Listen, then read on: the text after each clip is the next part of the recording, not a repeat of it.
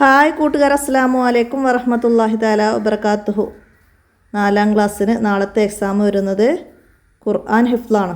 അപ്പോൾ നമുക്ക് കഴിഞ്ഞ വർഷം നടന്ന തിലാവത്തുൽ ഖുർആനിൻ്റെ ഒരു ചോദ്യപേപ്പർ ഇവിടെ നോക്കാം.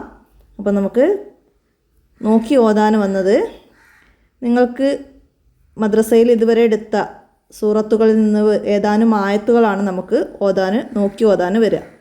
ആ നോക്കി ഓതി കൊടുക്കുമ്പോൾ നമ്മൾ 2ാം ക്ലാസ്സിലും 3ാം ക്ലാസ്സിലും 4ാം ക്ലാസ്സിൽ ഇതുവരെ പഠിച്ച തജ്വീദ് നിയമങ്ങൾ, സാക്കിനായ നൂനിൻ്റെയും തൻവീൻ്റെയും വിധികൾ, സാക്കിനായ മീമിൻ്റെ വിധികൾ, പിന്നെ മദ്ദുകൾ, ഉന്നത്ത് ഒക്കെ നമ്മൾ പഠിച്ചിട്ടുണ്ട്. അപ്പോൾ അതൊക്കെ നമ്മൾ പാരായണത്തിൽ ഉൾപ്പെടുത്തിയിട്ട് വേണം ഓതി കൊടുക്കാൻ. അപ്പോഴാണ് നമുക്കവിടെ മാർക്ക് ലഭിക്കുകയുള്ളൂ.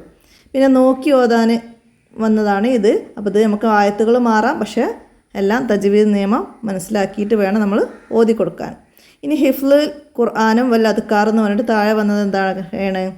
നമുക്ക് സൂറത്തുൽ അഷ്റിൽ നിന്നുള്ള കുറച്ച് ആയത്തുകളും, സൂറത്തുൽ കാരിയ, പിന്നെ സൂറത്തു തീന്, പിന്നെ ആയത്തുൽ കുർസി, സൂറത്തുൽ ബഖറയുടെ ആദ്യത്തെ ഭാഗം, പിന്നെ അദ്കാർ, ഉളൂയിൻ്റെ ദിക്ർ, പിന്നെ അവിടെ വന്നത് ദുആഉൽ ഇഫ്തിതാഹ് വജ്ജഹത്തു ആണ്, പിന്നെ അത്തഹിയാത്ത്, പിന്നെ കുനൂത്ത്, പിന്നെ കുനൂത്തിന് ശേഷമുള്ള സ്വലാത്ത്. അപ്പോൾ ഇതൊക്കെ നമുക്ക് ചോദിച്ച ലഫ്ലുകൾ തന്നെ ചോദിക്കണം എന്നില്ല. നമുക്ക് വേറെയും ലഫ്ലുകൾ ചോദിക്കാം, ഉളൂവിന് ശേഷമുള്ള ദുആ ചോദിക്കാം, അങ്ങനെ നമുക്ക് മാറി വരാം. അപ്പോൾ 23ലെയും 22ലെയും മറ്റു ക്വസ്റ്റ്യൻ പേപ്പർ ഞാൻ ഇതിൻ്റെ കൂടെ ആഡ് ചെയ്യുന്നുണ്ട്. അപ്പോൾ അതിലൊക്കെ വന്നതൊക്കെ നിങ്ങൾ മനസ്സിലാക്കിയിട്ട് പഠിക്കുക.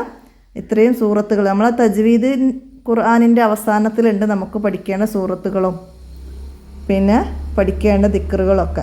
അതൊക്കെ നിർബന്ധമായിട്ടും പഠിക്കുക. നമ്മൾ ചോദ്യപേപ്പർ എങ്ങനെയാണ് വന്നതെന്ന് മനസ്സിലാക്കാൻ മാത്രം എടുത്താൽ മതി. അല്ലാതെ ഇതിലുള്ളത് മുഴുവനും അതുപോലെ വരണമെന്ന് നമുക്ക് ഉറപ്പ് പറയാൻ പറ്റില്ല. മറ്റേതെങ്കിലും ആയത്തുകളൊക്കെ ചോദിക്കാം. അപ്പോൾ എല്ലാവരും മനസ്സിലാക്കി പഠിക്കുക, ഉപകാരപ്പെടുത്തുക. വീഡിയോ കൂട്ടുകാർക്കൊക്കെ ഷെയർ ചെയ്ത് കൊടുക്കുക. അസ്സലാമു അലൈക്കും വറഹ്മത്തുള്ളാഹി വബറകാതുഹു.